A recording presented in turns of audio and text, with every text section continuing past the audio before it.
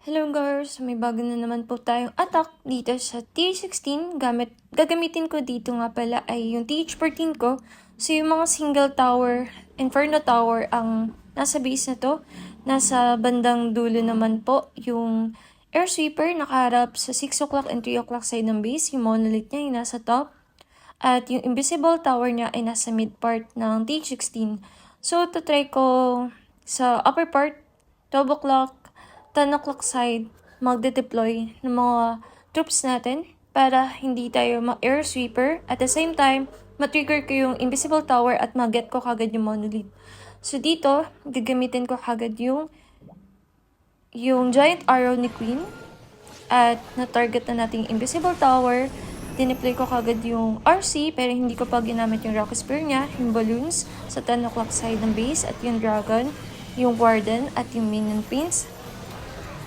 Tapos, pwede na nating i-deploy yung Blimp habang hindi pa nakaka-recover yung Invisible Tower.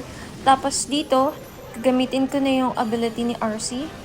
So medyo na-delay yung ability ko ng Warden pero okay lang. Tapos dito, since may wall breaker ako, nakapasok sa loob yung aking Super Yeti.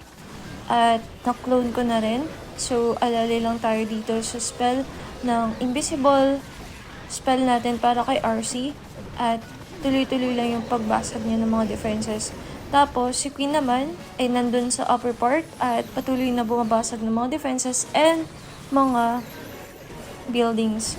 So, dito guys, pag ganito yung attack natin na sabay-sabay, so ang focus niya lang talaga ay ma-prolong yung life ni RC para makapagbasag siya ng mga defenses. The more na makabasag siya ng maraming defenses, mas malaki yung value niya sa pag-attack ng ganitong klaseng atake. So dito, nakuha niya na yung healer ni Queen. So dito, na-force ability na yung Minion Pins natin since na tamaan siya nung single Inferno Tower. Sobrang sakit talaga pag single. So yung Gar, fast forward ko na to. So I hope na makatulong itong atake na to in your future attack sa CWL or sa Classic War.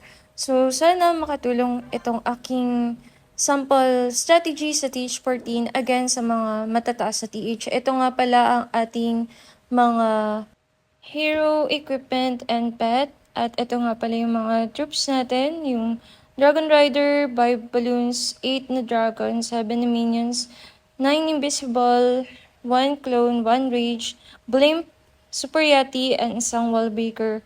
So, yan lang po ang ating mga screenshot nyo na lang din. So yun lang po. If you happen to like this video, please give it a heart, share it, follow me, and yun lang po. Happy clashing! Sayonara! Bye-bye!